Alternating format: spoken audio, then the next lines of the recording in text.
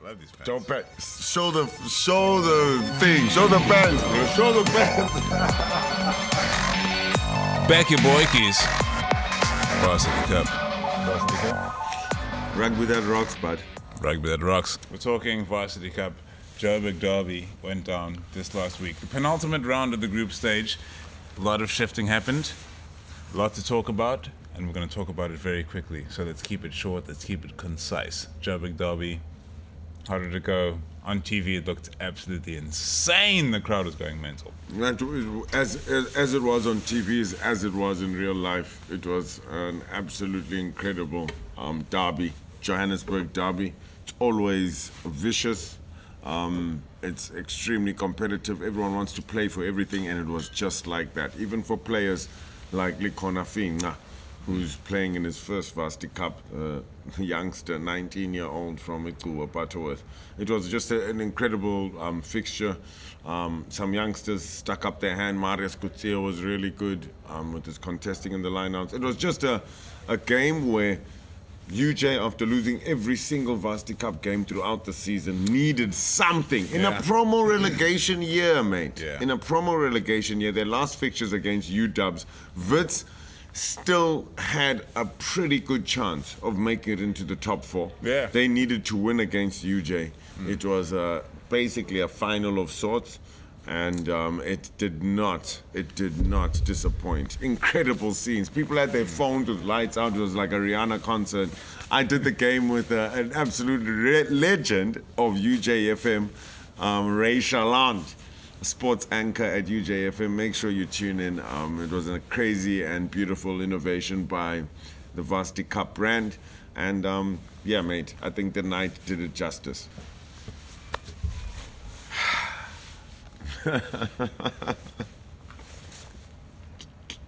What happened? What happened? What happened, man? You're talking about the Caracals, the new mascot at UW. You want me to tell you what's true? Mr. Paul True, top man, great guy, Paul True, I love him. And he's facing an uphill battle at UWC. It's every single week I feel like I'm being, Debbie Downer.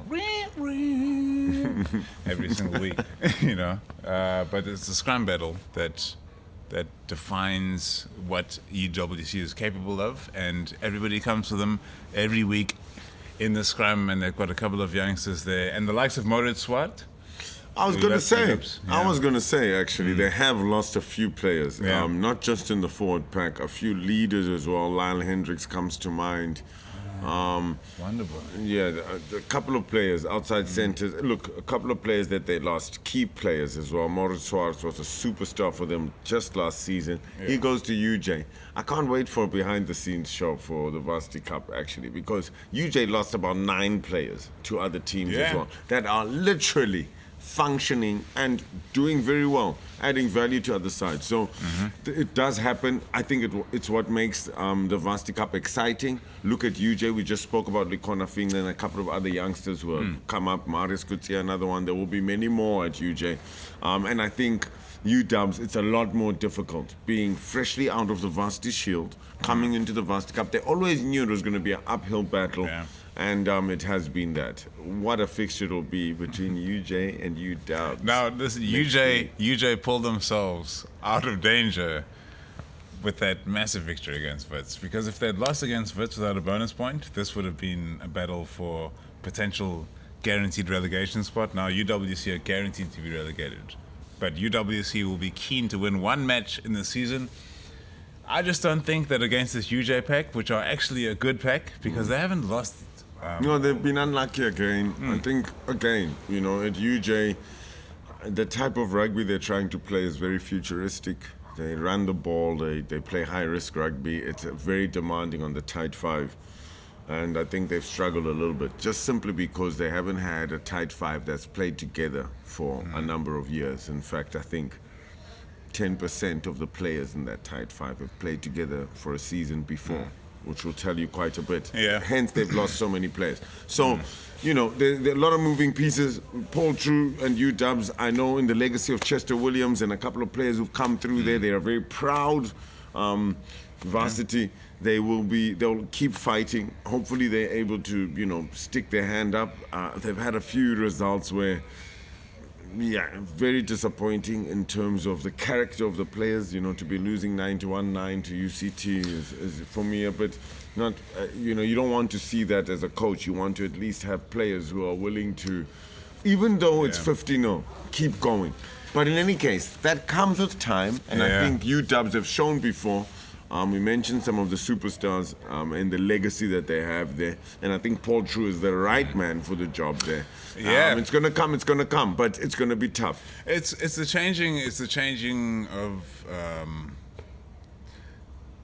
the Varsity Cup has changed every single year that it's been in existence, and there have been trends over the course of maybe 2 to 3 year partitions, and that also includes the changing of the rules. For example, Eben Etzebeth played for UCT, but Eben Etzebeth did not attend UCT as a student, because during that time you were allowed to have a certain number of club players included in your team, and I believe that Eben Etzebeth was a member of Tygerberg Rugby Football Club, and he brought the heat. Hello, he's still bringing the heat. And thank you very much, actually, for that trip down memory lane. And again, I think at the end of the day, Paul Stubbs, the function and the modus operandi for Varsity Cup and what it has stood for since its inception in 2008, if I'm not mistaken. Yes. It has been there to be a bridge. There was a Vodacom Cup at a certain stage, and it has served that exact purpose. And yes, at a stage, there was a time where it needed to be club orientated. They changed their focus towards a study and more.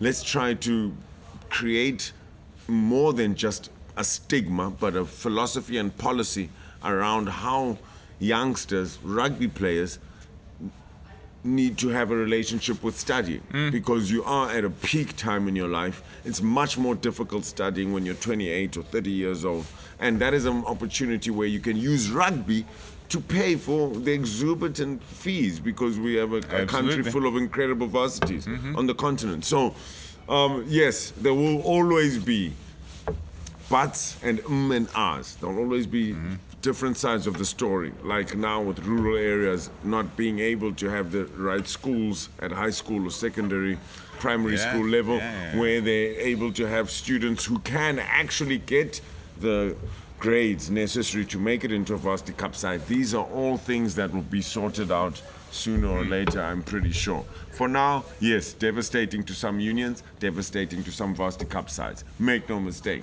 There are a plethora of players who weren't able to play because of not getting the academic standards right. But that is, for me, the right pressure. And all it does is allow an opportunity for other players who are able to do both, and other players who have done enough to get that opportunity. And so I think, yes, there are a couple of question marks here and there, but for now, it is perfect.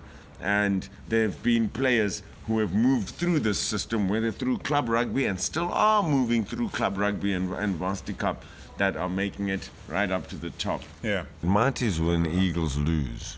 It's then final in down, you see, at the DC. Yeah. If the Eagles lose, wow. People will be... It's possible, dude. Jaws on the floor. It's I back UCT. UCT. I think UCT is great, honestly, and it is I possible. think UCT will rest players even as well, knowing that they're gonna have to. Even if they win a Green Mile, does it help them? For me, I'm not resting. I would say, guys, this is it, guys. Why would we wait to? Oh, okay, then we'll maybe win the home semi. They go all out. When the home set, you're playing Marty's at the Donny Craven. You're playing Marty. If Shimler's you'll play the Eagles away again. If Shimler's win their match and Marty's win their match, you're going to Potchefstroom again next week. So that. Well, pardon me. Bro, look behind you. We're in Sultana, bro. Okay. We're in Sultana.